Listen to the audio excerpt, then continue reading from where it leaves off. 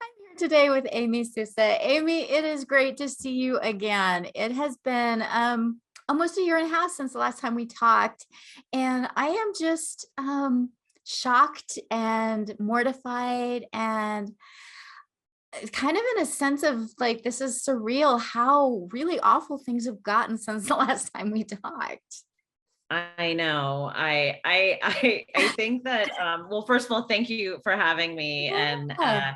yeah, absolutely. I keep thinking that, when I see these things that come out, I'm like, okay, this is like the rock bottom. We've hit it. It's here. Things have got to move forward. And yeah, I think it can be really discouraging to see the way that things are headed. And and I know that there's a lot of accomplishments that are being made. Like I think of, from a year and a half ago, I think of how many organizations have cropped up. That there was what, like one parent organization. I mean, Partners for Ethical Care was there, but now we have so many more parent organizations. I think there was Transgender Trend, which was just on an online forum, and now we have or not Transgender Friend, but there was the Detransitioners Network, and now we have more networks for detransitioners. There's more women's organizations that are cropping up. I mean, I think that there's more and more support networks and people who are involved in activism. I mean, all of the new LGB Alliance in the USA and Gays Against Groomers and, all kinds of amazing pushes forward. But yeah, we have a lot to contend with. Yeah, as you said, I keep thinking, oh, this is going to be the thing that piques everybody. And then it doesn't. And I'm like, well, how did that happen? Yeah. But as you said, and I can't tell if it's more that people are finally networking with each other or if there are more people who are waking up to what's going on, and maybe both. I think it's a little of both, because I think that there have been a lot of people who really just thought that this was about, maybe being nice and having nice, using nice pronouns and, just kind of, being inclusive, all of these kind of forced positivity words that we see. They kind of tug at your heartstrings. My friend Jennifer Thomas calls it the empathy trap. These things tug at you, and you want to be nice. Everyone wants to be nice. And then I think the more that you delve into it and you start seeing like, oh, there's no more single sex spaces for women. Oh, women are being raped in prison. Oh, like, The language is being completely appropriated so that an influencer like Jeffrey Marsh gets to call himself mom, but I have to call myself a birthing person. Yeah, it's incredible. Insane. Yeah. A And I friend of mine. feel like you have been doing a lot, though. I saw that you were in, was it New York? It looked like you were at the UN. Because some people may not realize that the UN Women's Group is for women in all their diversity, which we know is code for men. And you were also, I believe, protesting Will Thomas's participation in women's swimming. So tell us what you've been really doing a lot this year.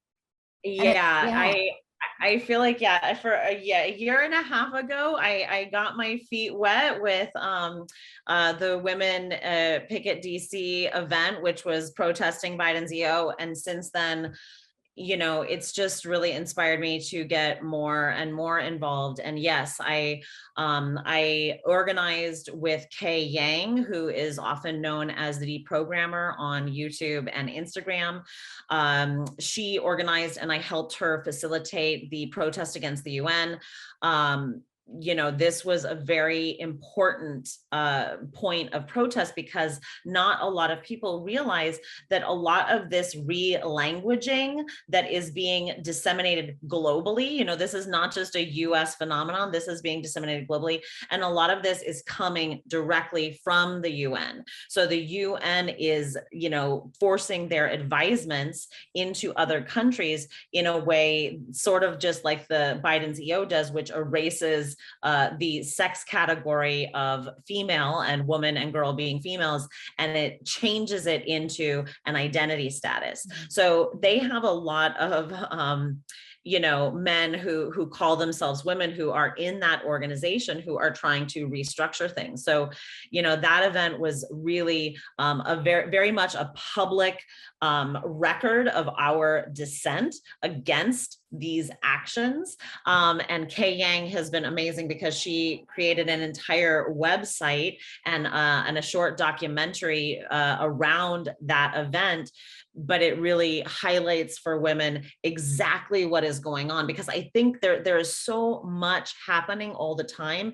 It's hard to really condense what all is happening, and people see us protesting places like this, but they don't necessarily know all the nuance of what is going on. So I do encourage. It's hard when you've got the UN and the World Health Organization. I mean, it feels like this incredible form of cultural imperialism, because they're just pushing this into often countries that need aid, and it feels very coercive. You will accept this gender ideology, this transgender ideology, or you will be penalized. Yeah, it is coercive. You're absolutely right.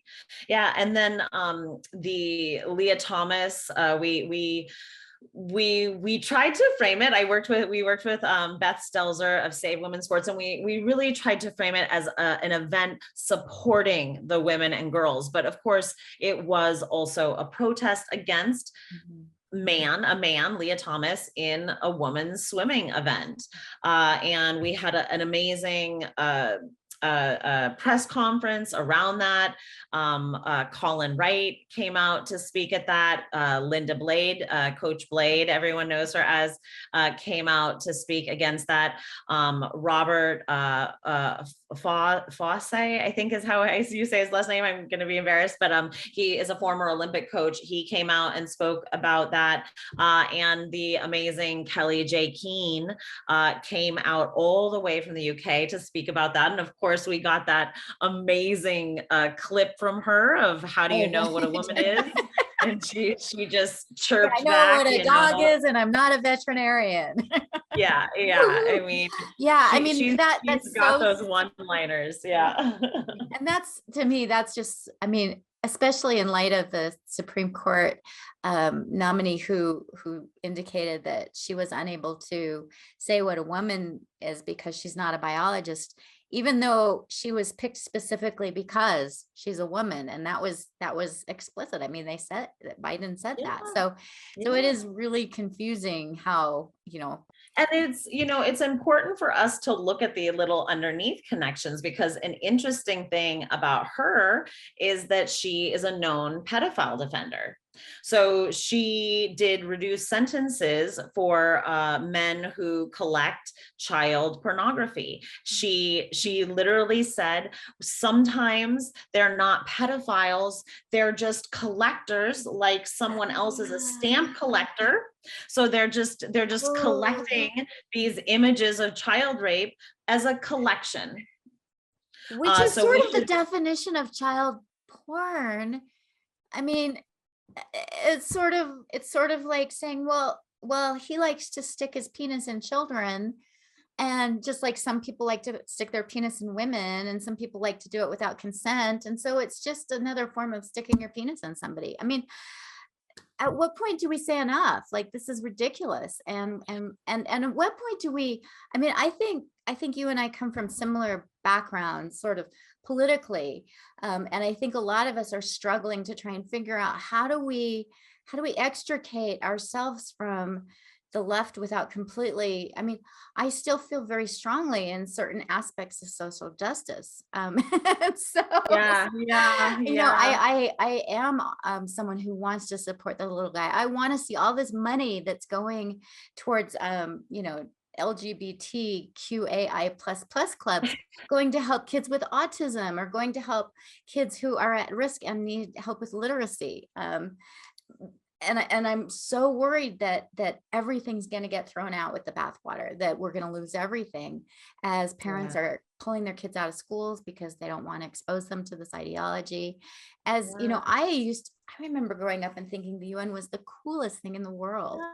And now I'm Yeah, like, the UN is destroying the world. What happened? yeah.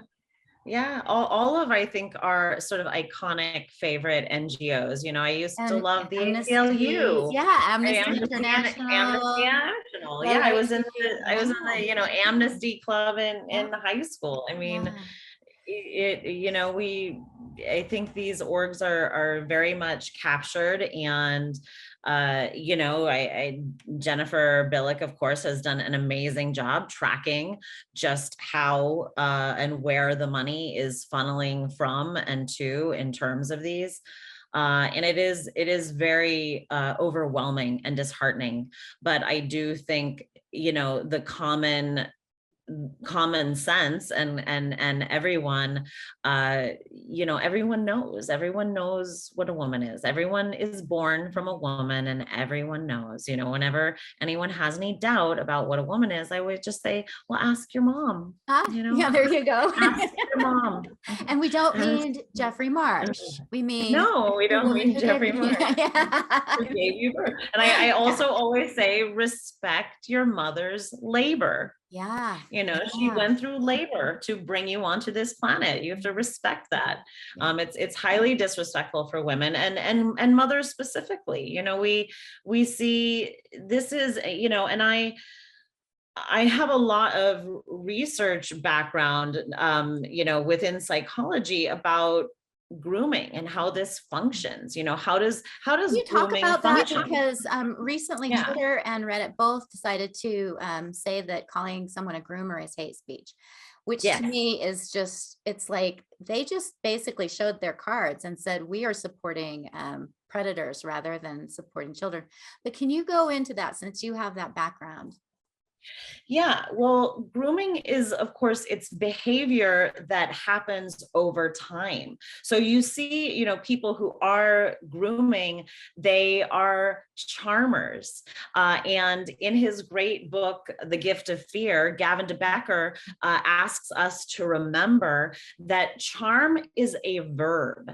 You know, it is something that people use on you. It's not necessarily not just some sort of you know, manifestation of their character. It doesn't show you what kind of character they have. It shows you what kind of action they're taking. So people who are grooming you constantly use charm. You know, they are nice to you. They make you feel loved. But the characterization of charm is, you know, different than someone who's like a charming actor. You know, the one who is a groomer is doing things like trying to create a divide between you and your parents, trying to alienate you from other groups in general, you know, making you feel special at the same time as making you feel insecure. So these are things that they, you know, we can see these things in action, and we can see it in how culturally mothers are devalued. So mothers are the primary safeguards of all kids. You know, this is true of all animals, really. You know, the mama protects the babies. This is an evolutionary, you know, instinctual trait of women who are mothers. And so the devaluation of the word mother, you know, the turning of mother into birthing person, gestating person, chest feeder, you know, these are dehumanized. Cervix haver. This is specific dehumanizing language. So it devalues women, and it specifically devalues mothers. And then you also see, that secret keeping. So you see, these mandates are coming in the schools that are telling, teachers are keeping secrets. They are socially transitioning kids at school while not telling parents, under the guise of the parents are somehow not safe. Well, schools are mandated reporters. So if a school truly thought a parent wasn't safe, they would be mandated to report that parent, not keep a secret from that parent and then return the child into the environment that is supposedly unsafe. So that they're lying about what they're doing, because it's not about the parents being unsafe. It's about keeping secrets with a child. And in one of my videos that I made about indoctrination in schools, we can see that there's a lot of this language in the schools about teachers calling themselves parents. So when you see this, Libs of TikTok covers this. I've covered this, a few other people. I think Alex Aaron has covered some of this, but we see how there is a lot of teachers using language within the classroom referring to themselves as their students' mothers. So again, it's this separation. And Jeffrey Marsh absolutely uses this, where he tells kids, if your parents don't agree with your identity, I'm your mother. And he also is using this language of keeping them alienated. So don't go to them, don't try to work with them, don't try to have them understand you, reject them outright.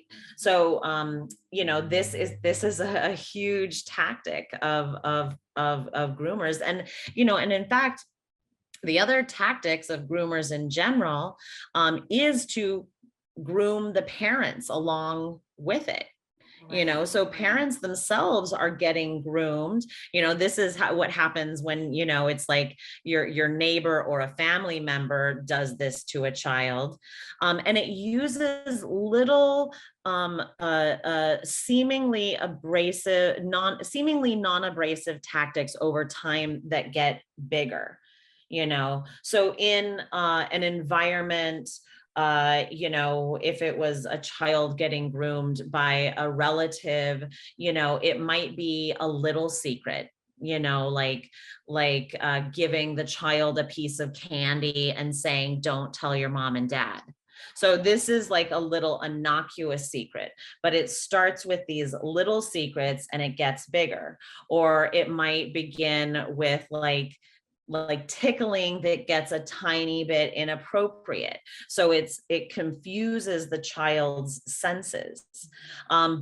But these aren't the exact tactics that are being used in the schools, of course, but they aren't the exact examples, but the overarching tactics are being used. The tactic of secret keeping, and the tactic of things that are seemingly inappropriate that get bigger over time.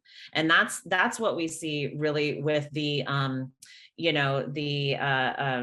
drag queen story hour type activities, because to this me, is it's just I'm like, how on earth did we get to the point where we have drag queens with inappropriate names, wearing absurd clothing, and people advocating for them in our schools and suggesting that anybody who's against that is somehow a Nazi. I mean, I'm like, how did we get here? But you mentioned something really, these small little things. And one of the things that I noticed this year when school started, I live across the street from the high school, and it said, welcome home. And I was like, welcome home. No, that's not true. That's a lie. But it's, all part of that insinuating themselves into the family. The other thing that I heard over and over and over again during COVID is how we have to be really worried about these kids because they're spending time at home and they may not be safe. And the schools need to reopen to get the kids back so that there are adult eyes on them. And I'm like, Wow, this is just a narrative that is getting kind of, it reminds me of, the Petri dish where you just put a little tiny specimen in, and then the next day you go in and it's taken over the entire Petri dish. Yeah, yeah. It's backwards because in fact, there are, of course, very rare examples of parents who are, actually abusing their kids. And unfortunately, we know that happens. However, the vast majority of people who are parenting, no one cares about you as much as your parent. No one. And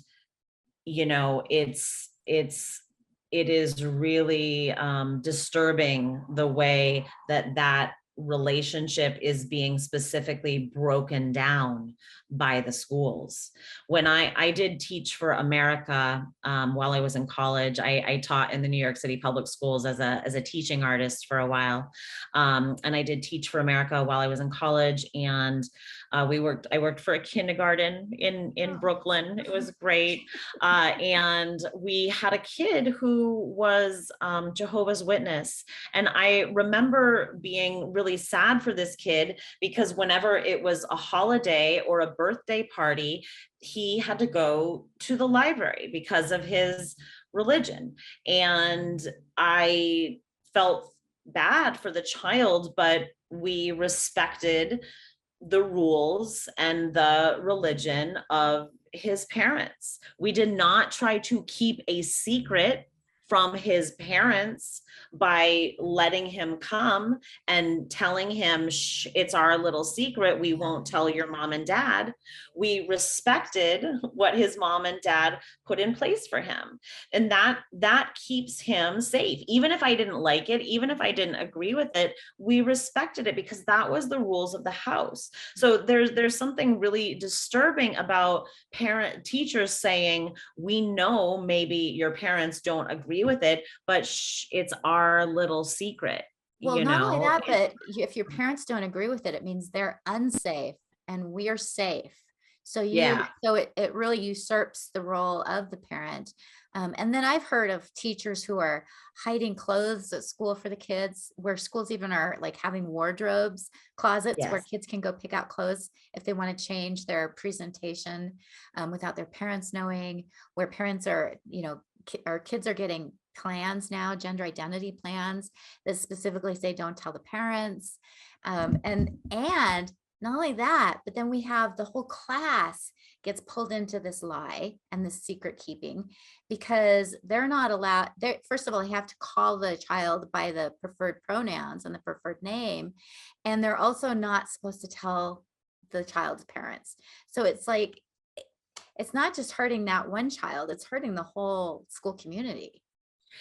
No, and it is absolutely an atmosphere of cognitive dissonance. Mm-hmm. So, I look at this in terms of, embodiment and cognitive dissonance. And this is a huge problem of what I would call, a sort of a mass indoctrination system.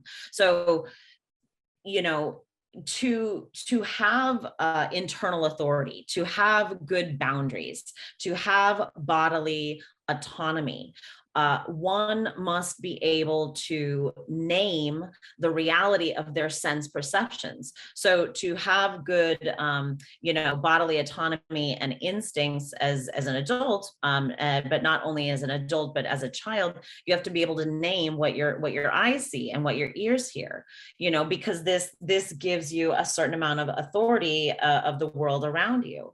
And you can see this developmentally. It starts right with language acquisition. You see basically a 15-month, to 2-year-old as they're gaining language, and they're gaining it in order to gain the authority to name accurately the world around them, to have some sort of authority. So they're always like pointing at things. It's that point and see stage. Like they're like bird, and you as the mom or the guardian are like, that's a bird, and they're like tree, and you're like, that's a tree, or like daddy, and you're like, yeah, that's your daddy. But imagine if somebody came along and was like, no, not a bird, that's a dog. Yeah. I mean, how incredibly confusing that must be for little kids. To have, and oh, your mom thinks it's a bird. She's wrong. It's a dog. She's wrong. It's She's a dog. wrong. I know. She's so stupid. She just doesn't know any better, or she doesn't like dogs, so she always says it's a bird. I mean, these are really bizarre messages to give to a little kid. Yeah. I'm just thinking, as your experience as a kindergarten teacher, how you think the kids would have responded if you had been giving them these sort of surreal messages about things that they were just learning about. Yeah, it's very, very confusing, and it puts them in a position of constant insecurity. So it puts them in a position where they no longer have autonomy and authority to name their own sense perceptions. They have to wait for an adult to mediate the world around them. Okay. And then it confuses them, because then they don't really know which adults are trustworthy, so especially with these, renaming their classmates, they know, Susie is a girl and Johnny is a boy, but now they have this cognitive dissonance, because now they're being told, wait, when I look at Susie, I'm meant to say boy. And when I look at Johnny, I'm meant to say girl. And now I don't have just authority to name what I see. I have to, my brain has to do these mental gymnastics. That's a cognitive dissonance. And it happens also when teachers, there's a lot of teachers who are saying, I'm a she when it's a man, or I'm a he when it's a woman, or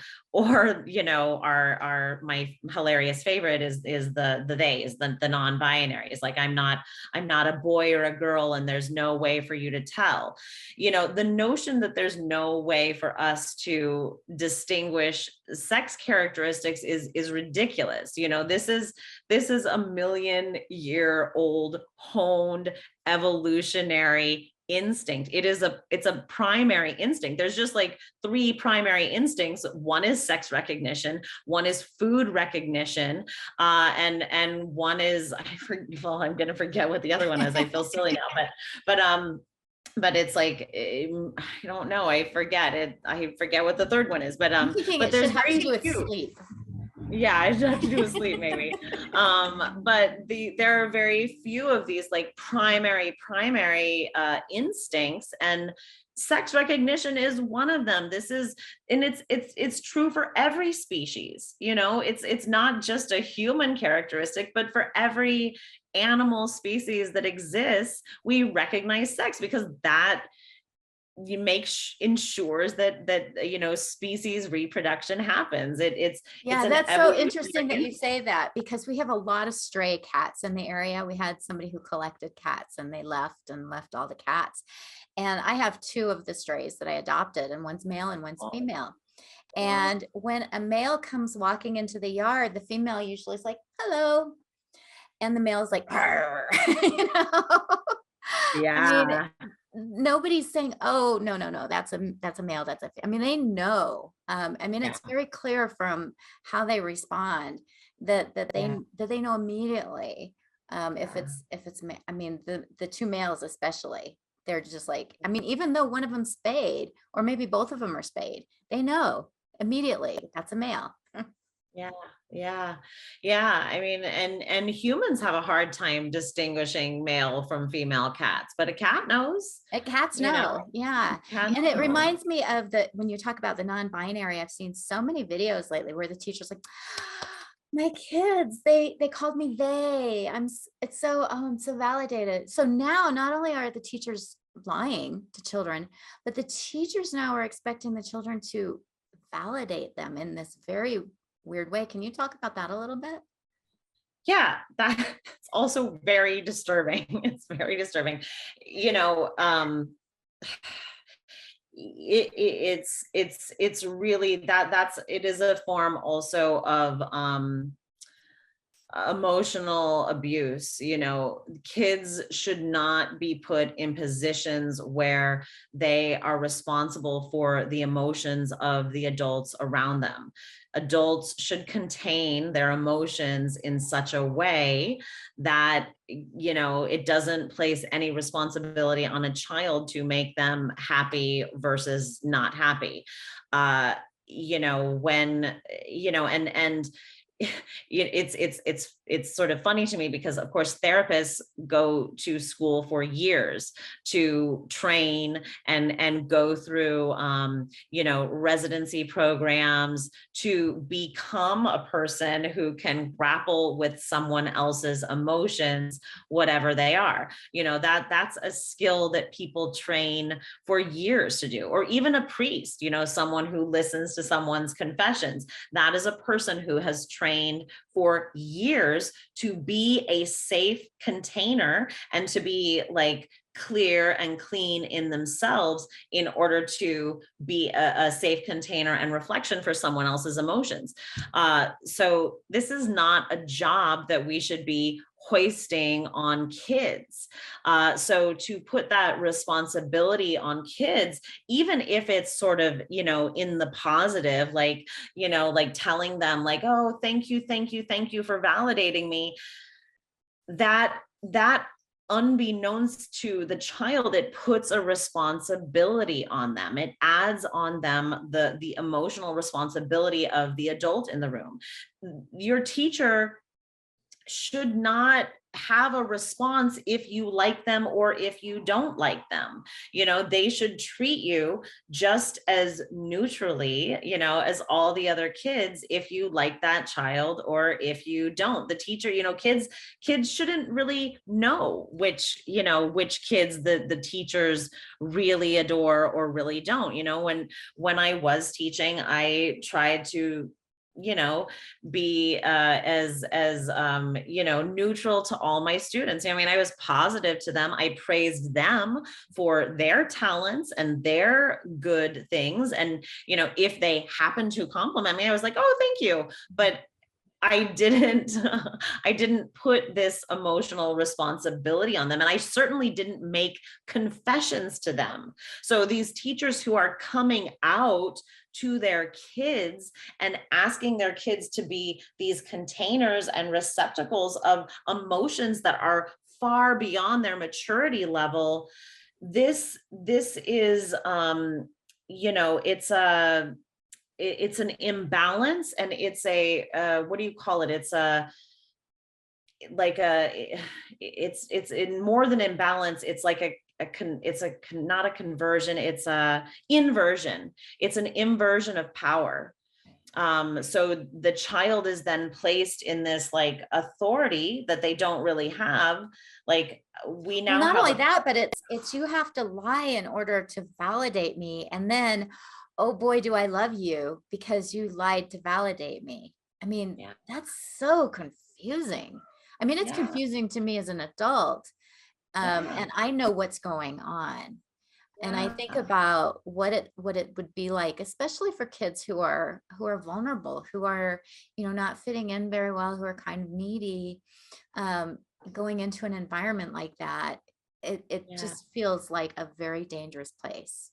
Yeah, it is really dangerous. And it's, you know, again, it's just one further thing that dissociates them from their own bodies and dissociates them from the authority that they have around their own bodies. And of course, then they are forever set up in a place where they are no longer allowed to express the reality that they see and hear around them. So you know, and that kind of vulnerability sets kids up for further predation. Right. That's what I was thinking, is that this is a child now who's been taught that it's okay to lie to my parents, that it's okay, that people are going to tell me stuff that's not true and I'll just go along with it. And that in order for me to be accepted by adults, I have to play their game. That to me is a child who now has been completely groomed, so that when a predator, a really dangerous predator comes along, they're going to be, that book you mentioned, I can't remember the name of it. Yeah, The Gift of Fear. Gift of Fear. I read that and it just hit me like a ton of bricks, Yeah. because one of the things that he starts out the book with a scenario where a woman is kind of struggling with groceries and a man comes to help her and insinuates himself into her apartment and rapes her and is planning on killing her. And I thought, I would be that woman who's like, oh, okay, yeah, I don't want to be rude. All right. He's just trying to help me. And I wasn't brought up with all of these confusing messages. So now we've got this whole generation of children who've been brought up to doubt their own perceptions. So if they're feeling like this might not be okay, but I don't want to hurt his feelings because I'm not allowed to do that.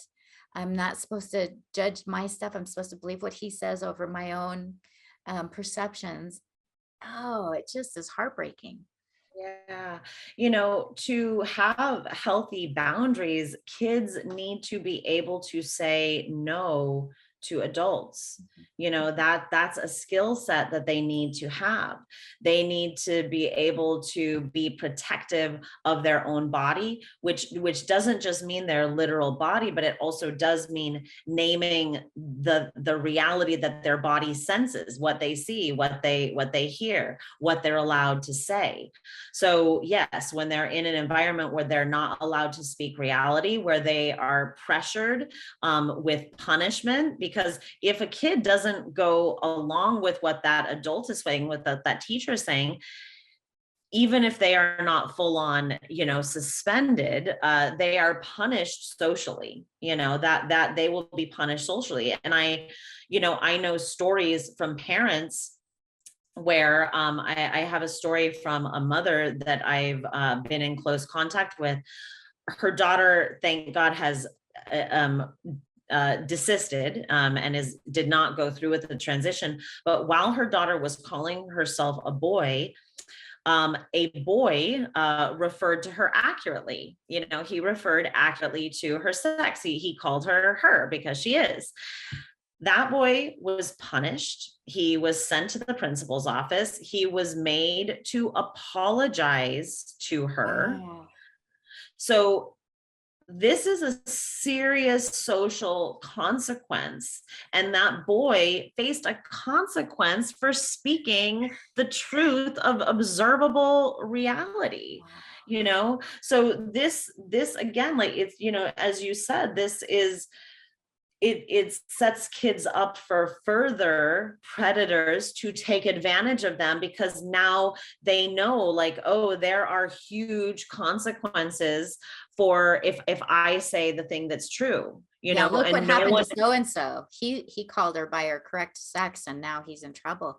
And this brings me to the Title IX proposals, the regulations that have been proposed by Health and Human Services in the Department of Education, which basically say that if a classroom that's not affirming or a school that's not affirming is now discriminatory and a hostile environment for a child. So conceivably, these children could not only face sort of the social pressure and school pressure, but maybe even have restraining orders issued against them because they're considered abusive or hostile.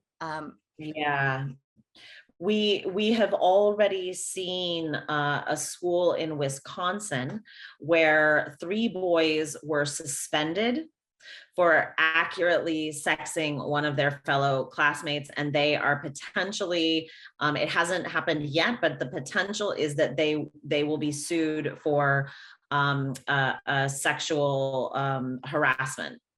So it's absolutely insane that these boys could have a potential sexual harassment record for naming the truth of the reality that their eyes are seeing. Well, and how infuriating. Again, this goes back to sort of my sense of social justice, that we have girls who are being sexually harassed all the time. And now that's not a big deal. What's the big deal now is if somebody's misgendered, or if the wrong, if the wrong name is used, or if a parent doesn't confirm a child's delusional belief that they were born in the wrong body.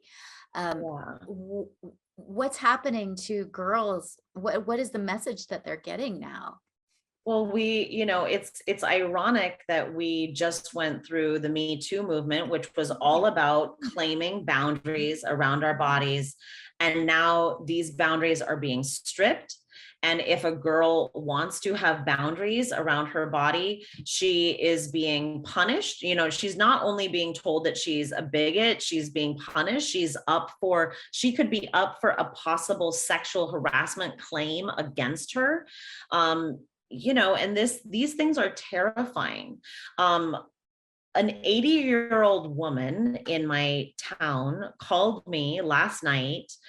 She was swimming at the YMCA. She got out of the showers, and there was a man helping little girls out of their bathing suits so they could use the bathroom. He was a staff member who's a man. She looked at him. She knows nothing about this stuff. She's 80 years old.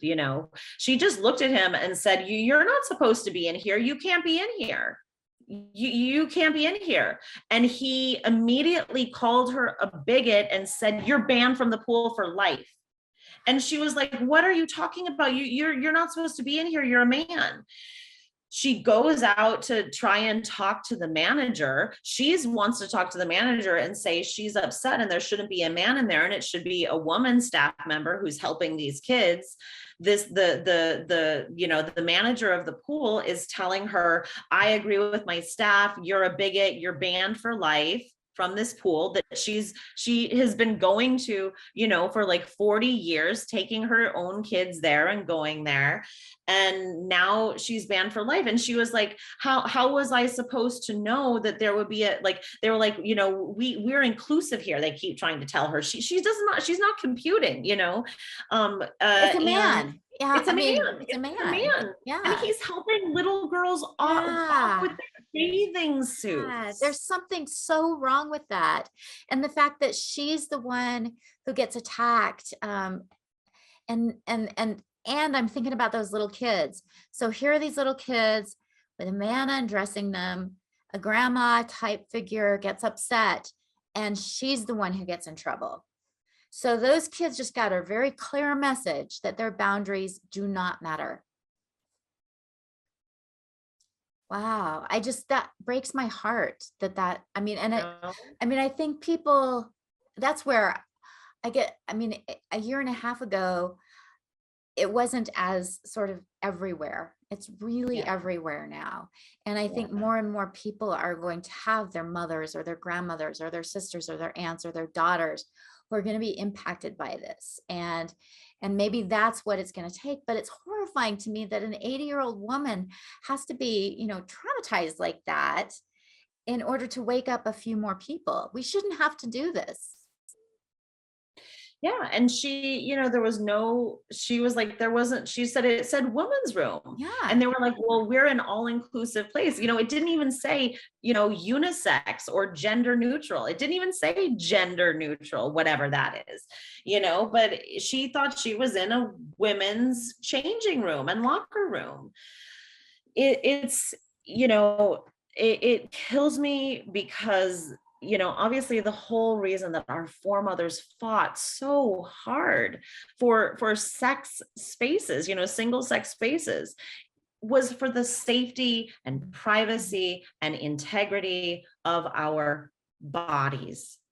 And this ridiculous ideology it's a sex denialism. It's a body denialism. It's a movement of disembodiment. It's a movement of dissociation and cognitive dissonance. Well, and it's very targeted at women because sure, a guy might be uncomfortable if a woman's undressing in his locker room, but he typically is not going to feel unsafe. Yes, there's a big difference. Yeah. He's not going to get raped by that woman. He's not going to get impregnated by that woman. He's not going to be held down. And, it's just such a different. He doesn't have to change his tampon. Right. He's not going through, a potential miscarriage. Yeah. He doesn't have to breastfeed a baby. There's so many different things, not only for our safety in terms of sexual assault, but for our safety in terms of privacy. Yeah. Just Just wanting to privacy. be, yeah. I mean, I remember when I was nursing my kids, you know, I'm not a prude, but I liked, it was nice to have a little privacy. It was nice to have, Yeah, when they started having nursing rooms, that was really nice. Now some yeah. guy can walk in there and with a fake baby doll and say he's nursing, and there's probably nothing I could do. Yeah. Yeah, it's So, really, yeah, and that reason that we fought for these was for our bodies and yeah. not for some sort of identity. We never created these Right. spaces We can't to opt have, out of, I can't opt out of being a woman. Even, no. even if I tried to present as masculine, I'm still a woman. One Yeah. of the things that struck me as I was reading about the bathrooms in Washington, DC at the, where Congress is held and at the Capitol, and the women's bathrooms aren't great because when they built it, they weren't planning on having women there, Yeah, yeah, yeah, yeah, yeah. And now the women who are there have to share those bathrooms with men who are pretending to be women. And it just, like you said, we fought so hard. And that's one of the things that I wonder is if we have a generation of young women who don't remember having to fight for those spaces. And if that's maybe why they're not as protective, because they don't remember that there were times when, a woman wanted to be a firefighter and she had to fight to get spaces so that she could change, with dignity and Well, shaft and with I dignity. I think this goes a little bit into, the empathy trap, because there's been so much effective force teaming. So there's so much force teaming with LGB. So getting that And the T racial card too. Like and the somehow racial I card. keep hearing like that I am a white supremacist because I want to protect women's spaces. And I'm like, It makes no sense. it It makes makes no sense. it makes no sense. But there's a lot of force teaming so that people think that they are somehow supporting gays and lesbians by going along with this. So they just are trying, at best it's a kind of virtue signal in ignorance. But the thing is, it assumes that everyone is in earnest, is a good actor. So I don't care how in earnest a man believes his own delusions. For me, I don't care how in earnest he is about, believing his anti-reality beliefs. But some people care about that. They think that people are, that these men truly, have a belief that they are, born in the wrong body per se. But the fact of the matter is, and this goes to Gavin de Becker again, he talks about the two things that a predator needs is privacy and access. He needs a victim, that's the access, and he needs privacy in order to do his predation. So we are giving these predators private spaces, and we see that in many places where this exists. This is that whole the TERF collective study that came out for about the Target study. The Target study is basically when Target introduced gender neutral bathrooms, peeping toms went up like 900%. Something, it's insane. So When you put men in women's prison, women get raped. women everywhere, every single place where men are allowed in women's prisons, women get raped because they have privacy and they have access. We saw in Loudoun County, Virginia, and I'm sure it's happened in other schools and we have yet to hear about it. But when boys are given access to girls' bathrooms and locker rooms, they then have privacy and access. You have a lone victim that you are alone with. So we are giving predators a lot of tools, and the fact of the matter is, people are always arguing with me, like, you are saying I don't like to call anyone a trans person because I don't believe that there is such a thing as an unsexed human being. But even if I did, the accusal is I'm saying trans people are predators. Right. And I'm not saying trans people are predators. I'm saying that men who would like to violate women's boundaries are predators. Because once you come into my single sex space, knowing that I have said no, you've already violated a boundary. Yeah, and to me, that I love that you made that point, because I am not consenting, and nobody can consent for me. So any man who's trying to appropriate women's spaces is, by virtue of the fact that they're doing that, predatory. Yeah, you've already proved yourself a predator by violating my boundaries. Right. And I have no trust that you would not further become a predator. Yeah, especially because there are men who are more comfortable with more stereotypical female presentation who go into men's bathrooms. Yeah. And so if you want to wear, if a man wants to wear a dress and lipstick, he can go into the men's bathrooms. And I'm not gonna, I'll support him. And you mentioned the false teaming. One of the things that I'm seeing increasingly is people believe that they're supporting the LGB when they're supporting the T, but the T is systematically undermining the L. So now we have lesbians who are being told that if they don't sleep with men who say they're women, that they're akin to a Nazi. And so again, it's part of this whole a good friend of mine got called a genital racist. Oh wow. Like our genitals. Oh dear. Genital racist. Because she only dates women, of course. Right. She's a lesbian. Yeah. She's a lesbian. Yeah, I've heard people say that having genital preference is bigotry. And I'm like, no, it's sexual orientation. That's what it is. And so it's ironic that the people who are supporting this, who are doing it because they think they're supporting the LGB, are actually systematically allowing the T to undermine the LGB. Yeah.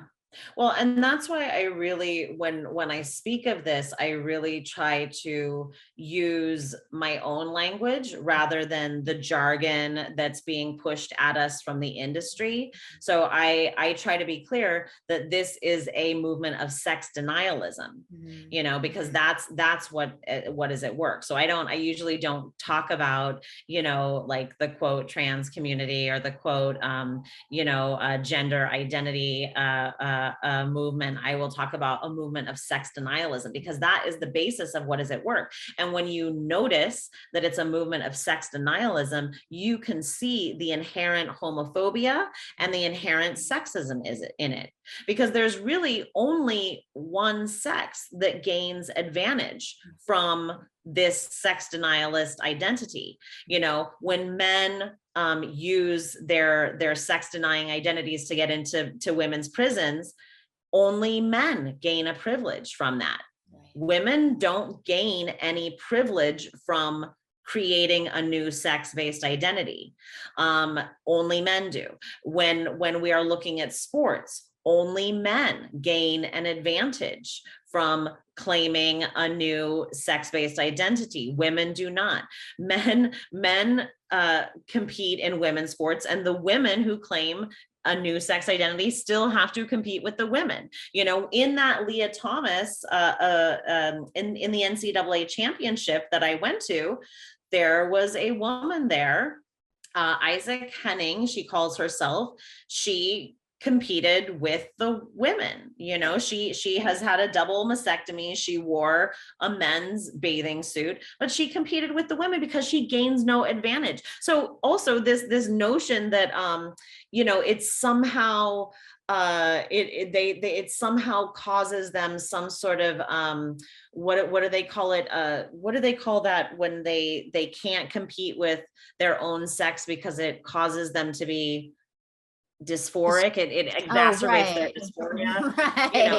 Right. And so we're supposed to sacrifice ourselves for their own privilege on mental health. For some reason, women don't Okay, seem to have a right, problem. It doesn't exacerbate their dysphoria. And right. somehow it didn't exacerbate, Leah Thomas's dysphoria to compete with this woman, Isaac Henning, who calls herself a man. That Right. didn't make That was him too okay. dysphoric to be able to compete. So somehow he was able to manage it and get over it somehow, even though apparently, he was too dysphoric to compete on the men's team, but he was able to compete with this woman who calls herself a man, and that didn't cause him some sort of horrible dysphoric moment, but only one sex gains an advantage. And in situations where one sex has a systemic advantage not available to the other sex, we call that sexism. That is sexism. That's and I what we like call the sexism. idea of calling it sex denying, because they have done such a good job of appropriating not just womanhood, but also the language. And Yeah. and they've done it in a way that makes it incredibly difficult to talk about what's happening. So if you talk about, this is denying sex, this is denying us as women, this is appropriating womanhood. This is men gaining an advantage, increasing their privilege. I think those maybe are terms that will resonate with. I think so. Yeah. I hope so. And I try to get people always to look at the underlying values that are at work. Yeah. Look at this sex denialism, and what is it? This is, it's a disembodiment, it's a dissociation, it's a cognitive dissonance. It's also an extreme objectification, because we're objectifying our bodies as images, as things. It's a commodification, because we're buying and selling and removing body parts, and it's a compartmentalization.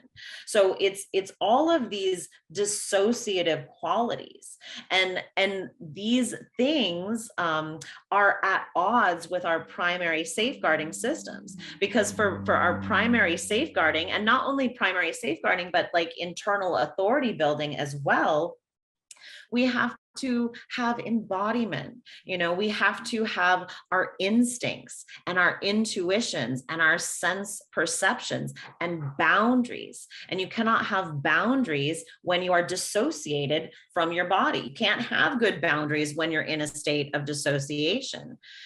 So this is the work that I do. Point. Yeah. So what now? I had seen that you're holding some workshops. Do you want to talk about those for a little bit? Yeah, absolutely. So I have some upcoming workshops. I think I'm going to push them back. I think I was getting a little ambitious about how soon I thought people would be able to do them, but I have been doing, what I have been doing is other people's workshops. So for the past year-ish, I have been doing workshops with other women's companies. And what I do is, using my background in theater and psychology, my primary focus is on embodiment. So I do a lot of activities that are skill building. So these are skill building women to have tools around developing their intuition, developing a sense of internal authority, emotional resilience, trusting their instincts, trusting their sense perceptions. And this is really the so that we do have that in emotional resilience and internal equilibrium, because we really need that at this time. It's primary to safeguarding and keeping us safe, but it's also, again, it's the antithesis of this movement that we see, because this movement is about constant external validation. I require your validation, or I may even commit suicide if I do not receive your validation. But these tools, the skills that are involved around intuition and instincts and sense perceptions, these are the tools that build internal validation, and to stand strong in your own truth. Like, women often ask me, how can I speak this truth when I get so much negative attention and negative feedback and people calling me names? Well, I can do it because I have a sense of my own internal integrity, and no one can untrack me from my own integrity. Yeah, I'm glad you said that, because it reminds me of, I believe it was on Twitter, one of these activists made a comment about how men who are pretending to be women are prettier than those of us who are actual women. Um, and that's the kind of, to me, those are such just underhanded attacks. You know, instead of, sort of like, we're gonna go after you as a woman and pretend like we are even better woman than you can be, by saying we're prettier or we're sexier, or as if that is what defines women, which is so offensive. So having that core sense of, who am I, and standing firm against this is so important. Well, and those attacks absolutely tell you the values that are at work. So their values are objectification. So that's a complete objectification. So a woman is an image of a woman. So they've dissociated woman from her primary embodiment in her body, having a woman's developmental cycle that starts at birth and ends in death. And they see a woman as a thing, as an object, as a thing to look like, and they believe we are a commodity that they can purchase. If they purchase enough facial feminization, if they purchase enough hormones, if they purchase enough boob jobs and extreme plastic surgery, then they can become the object that they think that we are. When in reality, we are beings, whether we are disfigured, whether I'm the ugliest woman on the planet, whether I'm a disfigured woman, whether I'm a woman who has, had a hysterectomy, I am still a female human being who is on a developmental cycle that starts at birth and ends in death. This is an experience that I will always be experiencing throughout my entire life. I will never not be experiencing this. And it is something they can never experience. It is something they can only conceptualize and objectify. So their insults show you their underlying values, which are sick. These are sick values. It's really disturbing that's what womanhood is now defined as. Somebody coined the term woman face, which I think is just so apropos. This is all about, taking on the external appearance of a very sexualized, regressively stereotypical. And again, like you said, women come in all shapes and sizes, and the fact that our beauty is now being judged by men who are, wanting to satisfy their own sexual desires to look like a certain type of, it gets so convoluted. So how can somebody get in touch with you if they are interested in participating in one of your workshops? Oh, good. So yes. So my main place is my Twitter, which I am at Known Heretic at Twitter. I am also at Known Heretic on my own YouTube, and my website is called Little Red Reverberations, and that it really speaks to if people who follow me will know, one of my guiding primary themes and memes that I like to use is based on that Little Red Riding Hood story, because this is a primary story of safeguarding and trusting your instincts, trusting what your eyes and ears see. So I see these little red reverberations are where we can do intimate work, where we can learn to trust our own sense perceptions and intuitions, and these skills will reverberate. So this is where this name came from. And I'm also going to be doing an online course for people who can't meet me in person, with that. I don't know if you know the amazing book, The Women Who Run with the Wolves. No, I've never heard of it. It's, oh my gosh, it's this amazing book by Clarissa Pinkola Estes. And it's each chapter is a different myth about and different archetypes that ultimately cover the archetypes of a woman's life processes. So each chapter covers a different story. And it's a really, it's a cool book because it uses, story and metaphor and archetypes and iconography to get in touch, because these are kind of the non-linear ways to get in touch with intuition and instinct. So the book has it models a lot of the values that I really care about. Plus it's a really pleasurable, interesting book. And it's, of course, I love things that are women centered and lift up women's skills and values as well. Oh, that just sounds really cool. So, Yeah. so hopefully people will come and find you, because I do think that as we have men trying to define who and what we are, it's really important for us to stand firm and say, no, you do not get to define us. Yeah, they don't, and they can't define us. And I think that the more of us that stand up and say no, the more it really empowers other women to stand up and say no. And frankly, it is going to take more and more of us to do this. And and I so appreciate what you do, and your work with families and children. And I think that families need a lot of fortification right now. I think women need a lot of fortification right now, but really, this fighting this industry is going to take all men and women. That's It's going to true. take Yeah, we all. need, and we've focused a lot on how this impacts girls, but it impacts boys too.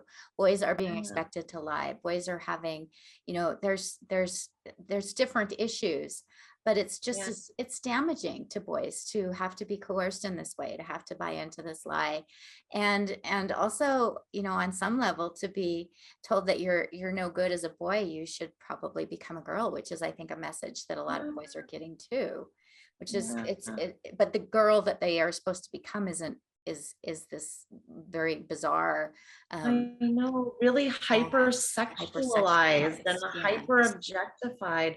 It's very sad. It's very sad for all children, girls and boys. And yeah, girls and boys, they need single sex spaces. The Mm-hmm. Boy Scouts is great. yeah, We need Boy Scouts and Girl Scouts. We need right. organizations that center boys and their uniqueness. Yeah, I was so sad that sort of we had this opportunity to, take Girl Scouts and make it really cool.